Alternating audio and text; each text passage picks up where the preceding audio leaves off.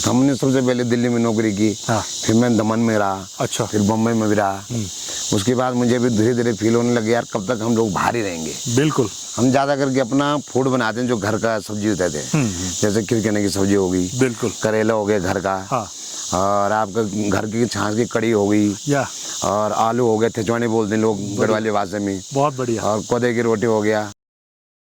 नमस्कार, मैं हरीश एक नवे अनुभव में आप सबका स्वागत करता हूं। आज है हमारा केदारनाथ यात्रा का 4वां दिन और अभी मैं ऐसी जगह पर रुका हूं जहां पर आकर मुझे फील हो रहा है कि मैं पहाड़ों में आया हूं। जबकि इससे पहले जितनी भी होटलों में मैं रुकता हूं पहाड़ों में, फील वही शहरों वाला रहता है, खाना शहरों वाला रहता है, लेकिन यहाँ पर आकर लग रहा है कि मैं पहाड़ों में आया हूँ। हालांकि ये भी लग रहा है मुझे कि मैं हिमाचल में आया हूँ। तो भाई साहब से बात करते हैं कि क्या विचार, क्या प्लान के साथ में उन्होंने यहाँ पर ये होटल खोला है और क्या आगे प्लान है और क्या क्या चीज़ें उनके होटल में मिलती हैं। भाई साहब बहुत बहुत स्वागत है आपका आज के अनुभव में। Okay sir. तो भाई साहब ये होटल हमारा कहाँ पर है, क्या सोचकर आपने होटल खोला है, क्या जर्नी रही है आपकी, कैसा आपका होटल चलता है, क्या खाना मिलता है, इसके बारे में हमारे दर्शकों को आप बताएं। होटल तो हमारा अच्छा ही चलता है और हम ज़्यादा करके अपना फूड बनाते हैं जो घर का सब्जी होते थे, जैसे खिरकने की सब्जी हो गई, बिल्कुल, करेला हो गया घर का। हाँ।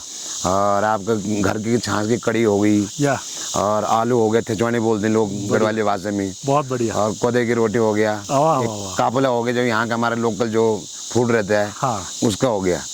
तो मैं तो यही कहना चाहता हूँ लोगों से कि भाई हम कितने भी बाहर हैं, हम 38 साल नौकरी किया है, ऐसी नहीं है, लेकिन उतना अनुभव हमको उधर नहीं हुआ जितने यहाँ आने के 4 महीने में हुआ हम लोग। बिल्कुल। भाई साहब आप इससे पहले कहाँ पर जॉब करते थे, कैसे आपके मन में विचार आया कि पहाड़ों में मुझे काम करना चाहिए, और पहाड़ों के लोगों को आप क्या कहना चाहते हो कि पहाड़ों के लोगों को किस तरह से हमारे पहाड़ आगे बढ़ सकते हैं? मैं ये बोलना चाहता हूँ कि आप जितने भी समय बाहर रह चुके हैं, बिल्कुल, अगर आपको ऐसे लग रहा है कि अब मेरा दिल नहीं कर रहा है वहाँ काम करने का, तो अपने घर में आइए। अपना छोटा सा भी एक दुकान खोलोगे ना चाय का, तो 500 रुपया का दिन का ही बचेगा, वही आपके लिए बहुत है। बहुत बड़ी बात है। ठीक है। कि बच्चों को भी अच्छा पढ़ाओ, हम ये नहीं बोलेंगे मत पढ़ाओ, ताकि उनका ये भविष्य बने, वो अपन बिजनेस करेंगे। आज लोग कितने लोग बिजनेस वाले ही हैं, बिल्कुल, कोई नौकरी के चक्कर में नहीं है। हमने सबसे पहले दिल्ली में नौकरी की। फिर मैं दमन में रहा। अच्छा। फिर बम्बई में भी रहा। उसके बाद मुझे भी धीरे धीरे फील होने लगे यार कब तक हम लोग बाहर ही रहेंगे। बिल्कुल। तो बाहर रहने से क्या, तो अब एक तो पूरा वहाँ हो गया, पोल्यूशन इतना हो गया, आदमी दिन रात का मालूम नहीं लग रहा है। यहाँ पे आदमी और अपना देखो मौसम कितना अच्छा है। बिल्कुल। एक तो पानी शुद्ध है, हवा है, पंखे की जरूरत नहीं पड़ती, फ्रिज की जरूरत नहीं पड़ती हम लोगों को यहाँ पे। और नीचे पंखा चाहिए, मच्छर दुनिया भर के, गंदगी दुनिया भर की। यहाँ पे क्या शुद्ध शाकाहारी है खाना भी। बिल्कुल बिल्कुल। और अपने घर की वेजिटेबल वगैरह हम लोग बनाते हैं, सब लोग बहुत पसंद करते हैं। भाई साहब। हाँ जी।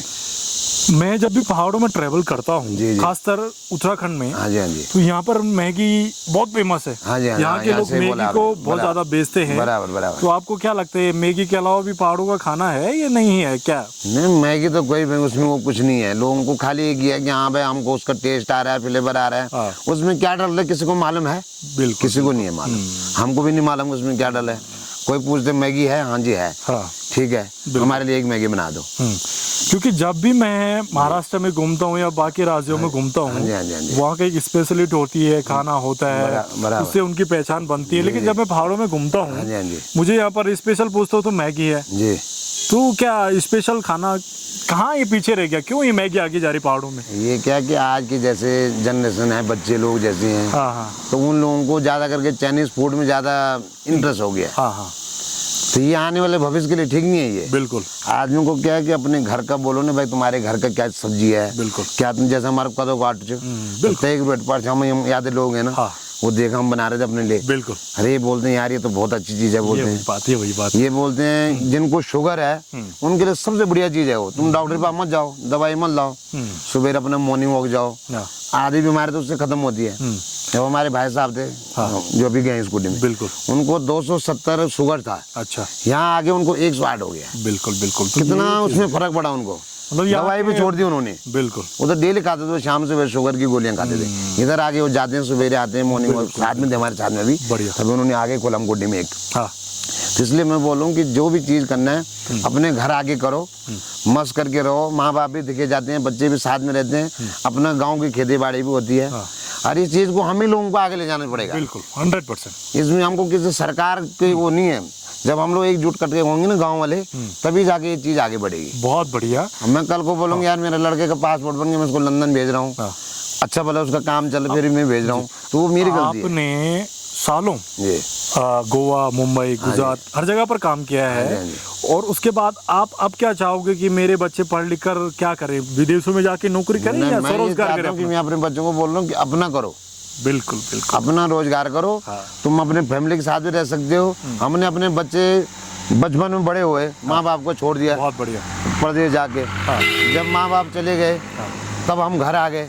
अब हम घर में बैठ गए तो बच्चे परदेश चले गए, ना वो हमको समझ पाए ना हम माँ बाप को समझ पाए। वही चीज है कि पहाड़ों की पानी, पहाड़ों का जमानी, मोदी साहब ने सही बोला ना, पानी पहाड़ का पानी, पहाड़ की जमीन किसी काम नहीं आएगी। बहुत बढ़िया, बहुत बढ़िया। इस चीज को हमको ले जाना पड़ेगा आगे। हाँ, हमारे मैं देख रहा हूँ कि हिमाचल उसी क्लाइमेट का है, उसी वातावरण का है, उसी मिट्टी का है। जी सही बोल रहे हैं। लेकिन हिमाचल 100 गुना आगे उत्तराखंड से। हाँ ये तो है, हकीकत बात है। तो मुझे लगता है जैसे आप जैसे लोग बाहर जाकर थोड़ा बदले हैं, तो लोगों को समय पे इस बारे में सोचना चाहिए कि पहाड़ों में ही हम कुछ कर सकते हैं। और इसमें थोड़ा जो आपके मंत्री हैं, सरकार है, उसको भी थोड़ा स्वरोजगार की तरफ, युवाओं की तरफ थोड़ा ध्यान देने की जरूरत है। ये तो है, बिल्कुल। ये तभी होगा जब हम लोग सब एकजुट इकट्ठे होंगे, एक जगह में मीटिंग करेंगे, हमारे गांव के जो प्रधान हैं वो भी इस चीज को सहायता करेंगे, तो ये चीज तभी सरकार तक पहुंचेगी। बहुत जरूरी, बहुत जरूरी, बहुत जरूरी। अब मैं घर में बैठा रहूंगा और बोलूंगा यार मेरे पास कुछ नहीं है, कुछ नहीं है। जब मैं कुछ करूंगा ही नहीं तो होगा कहाँ से? तो आपको अभी ये एहसास हुआ कि पैसे के साथ साथ में स्वरोजगार बहुत जरूरी है। अगर आप विदेशों में जाकर कुछ सालों नौकरी कर रहे हैं, वापस घर आ रहे हैं, तो आपके पास वो पैसा तब तक ही है जब तक आप नौकरी कर रहे हैं। उसके बाद तो नहीं है। हाँ, अब आपको एहसास हुआ कि हम पहाड़ों में आज यहाँ पर आपका बिजनेस 5 का हो रहा है, 10 का हो रहा है, कल 15 का, 20 का, इसी तरीके से आगे बढ़ेगा आने वाले टाइम को। ये अभी हम यहाँ पे हैं तो हमको सुबह में आते हैं, शाम को घर जाते हैं, तो लगता है भाई कि हम दिन भर काम करके आए। बिल्कुल। ड्यूटी से हम लोग जाते हैं, कभी लेट हो गए, अरे तुम लेट हो गए भाई, इनका हाफ डे लगा दो। बिल्कुल, हो गया। यहाँ से हमारा क्या है कि अपना किसी का रोक नहीं टोक नहीं, सुबह 6 बजे आए, 5 बजे आए, 4 बजे आए, कोई मतलब नहीं है। घर 8 बजे आए, 9 बजे आए, कोई नहीं बोलेगा तू 9 बजे क्यों आया। यहाँ पे हमारा ऐसे हो गया कि चलो घर जाते हैं, बच्चे खुश होते हैं कि हाँ मेरे पापा आ गया। परदेश से हम 2-2 साल बाद आते हैं, पैसे लेके आते हैं, 2 महीने बाद बोलते हैं अरे यार नीचे जाने के लिए किराया ही नहीं है, कहाँ गए? आपका आगे प्लान ये है कि मैं पहाड़ों में आप कुछ करेंगे? हाँ, हम अपने ही काम करने के, अपने मैंने सोचा कि अपने ही काम करेंगे भाई। और सब बच्चों को भी मैं यही बोलना चाहता हूँ कि भविष्य में अपना काम के ऊपर ध्यान दो। बिल्कुल। और उसको आगे बढ़ाओ अपने गाँव को। हाँ, अगर गाँव में ऐसे खाली होते जाएगा तो कुछ नहीं बचेगा फिर गाँव में। आपको क्या लगता है कि जिंदगी में पैसा ही सब कुछ है? नहीं, फिर पैसे सब कुछ नहीं, सबसे पहले अपना परिवार है। हाँ, और अपना गाँव। तुमको 2 रुपये मिल रहा है, चले उसमें खुश रहो। हाँ हाँ हाँ। करोड़ों रुपये मेरे पास है, कल को बीमारी लगे मेरे किसी काम नहीं आएगा। बिल्कुल बिल्कुल। हमने देखे हैं लोग, बहुत नहीं ऐसे लोग कि भाई करोड़ों रुपया है, अब मेरे घुटने दर्द हो गया, मेरे को शुगर हो गया, ब्लड प्रेशर हाई हो गया, कोई कई तरह की बीमारी होगी। हम तो चाहते हैं प्रभु से कि किसी को कोई बीमारी ना हो, चाहे वो कितने अमीर हो चाहे गरीब हो। बिल्कुल। सुख एक वक्त की रोटी कम मिले लेकिन दुख नहीं होना चाहिए। और अपने आज आपका ये छोटा होटल है, कल आपको थोड़ा और बड़ा करने का प्लान है। वही मैं सोच रहा हूं, ये बड़ा तभी होगा जब लोगों में एकता होगी। एकता होगी, तो इसमें जागरूक होने की जरूरत है। जब मैं इसमें मेहनत करूंगा तभी जाके मैं आगे बढ़ूंगा। बिल्कुल। मैं बोलूंगा छोड़ यार आज 2 रुपए की कमाई हट में, कल ये इसके पीछे घाटी है, टेरी की घाटी है, तो वहाँ पर मैं बहुत बंजर खेत देख रहा था। जैसे मैं इस घाटी में आया तो मुझे हिमाचल वाली फीलिंग आई, मुझे लगा आपसे मिलना चाहिए, मिलकर बहुत अच्छा लगा।